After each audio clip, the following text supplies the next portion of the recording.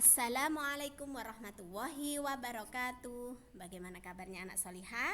Insya Allah baik ya, dan pastinya tetap semangat. Sudah siap untuk belajar? Pastinya siap ya. Nah, dalam video kali ini kita akan belajar tema 4 globalisasi, subtema 3 globalisasi dan cinta tanah air, muatan pelajaran PKN KD 3.3 dan 4.3. Keanekaragaman produk Indonesia. Indonesia memiliki banyak keanekaragaman produk di seluruh pelosok wilayahnya. Setiap wilayah membawa keunikan produknya masing-masing. Kita akan mudah menemukan kerajinan dan produksi kreatif dari warga sekitar. Terdapat beberapa jenis produk kreatif khas Indonesia seperti batik, wayang, kerajinan kulit, kerajinan batu, kerajinan anyaman bambu, dan gerabah. Jenis-jenis produk kerajinan yang ada di Indonesia. Yang pertama adalah kerajinan batik. Banyak jenis motif batik, diantaranya motif batik Aceh, motif batik Cirebon, motif batik Solo, motif batik Jogja, dan banyak lagi. Berdasarkan teknik pembuatannya, batik dibedakan menjadi 3 jenis. Yang pertama batik tulis, yang kedua batik cap, yang ketiga batik sablon atau batik printing. Batik sudah terdaftar di UNESCO sebagai budaya warisan manusia. Tanggal 2 Oktober diakui sebagai Hari Batik Nasional. Yang kedua, kerajinan wayang. Jenis-jenis wayang. Ada wayang kulit. Wayang kulit adalah wayang yang terbuat dari kulit kerbau atau kulit kambing. Yang kedua, wayang klitik. Wayang klitik adalah wayang yang terbuat dari kayu. Yang ketiga, wayang beber adalah wayang yang tertua di Indonesia.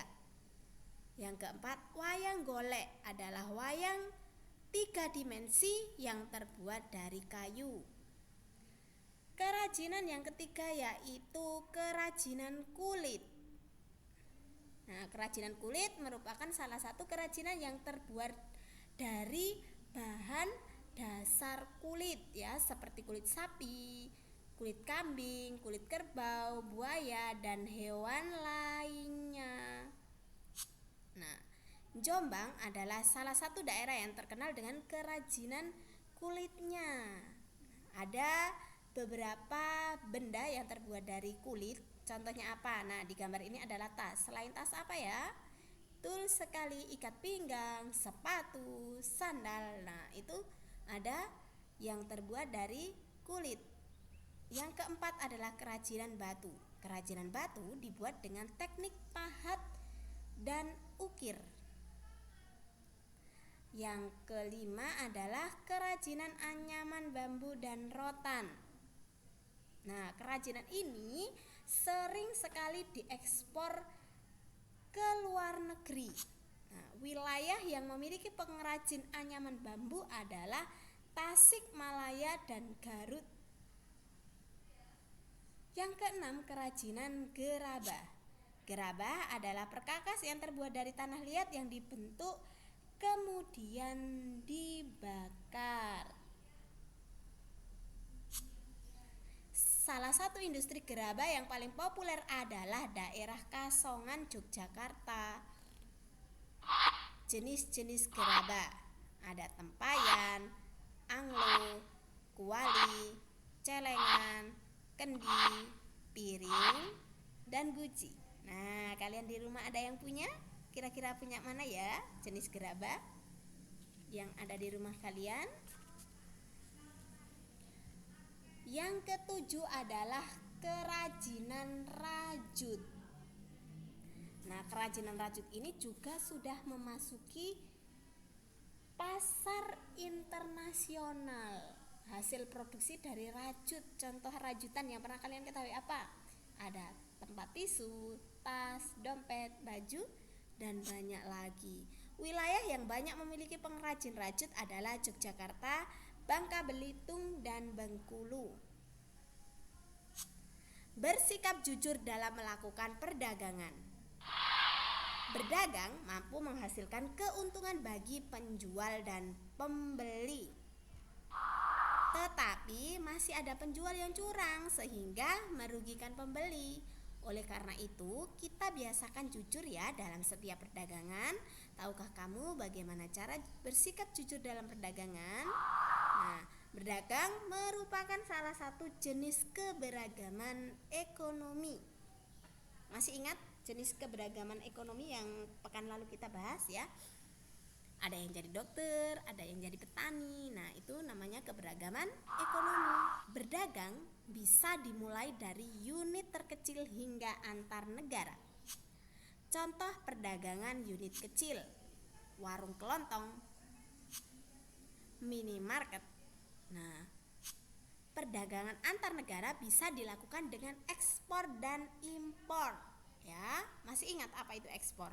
Ekspor adalah menjual barang ke luar negeri. Kalau impor, membeli barang atau memasukkan dari luar negeri ke dalam negeri. Ekspor dan mengekspor barang bisa menghasilkan devisa.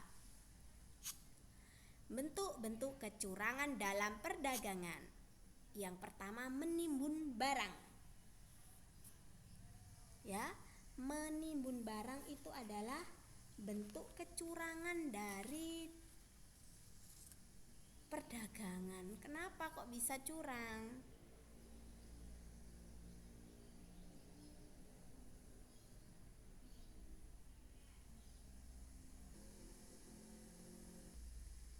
Nah, menimbun barang itu bisa merugikan sekali ya, karena menyebabkan kelangkaan barang di pasar, sehingga kalau langka nanti harganya menjadi naik dan menjadi mahal.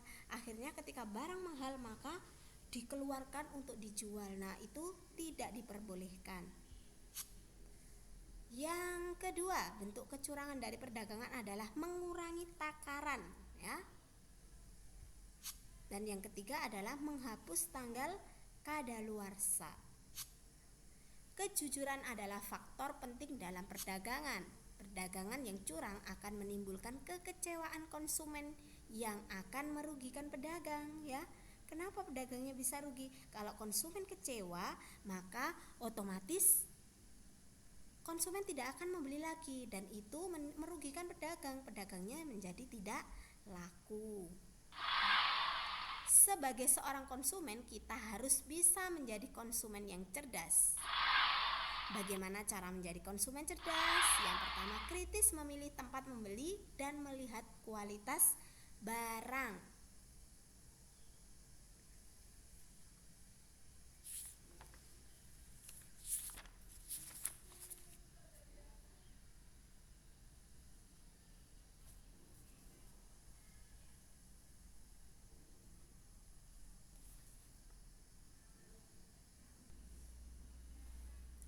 Yang kedua, bijak membeli barang yang dibutuhkan dan kemampuan daya beli ya. Jadi harus diperhatikan mana barang yang sangat penting untuk dibeli atau barang yang tidak penting.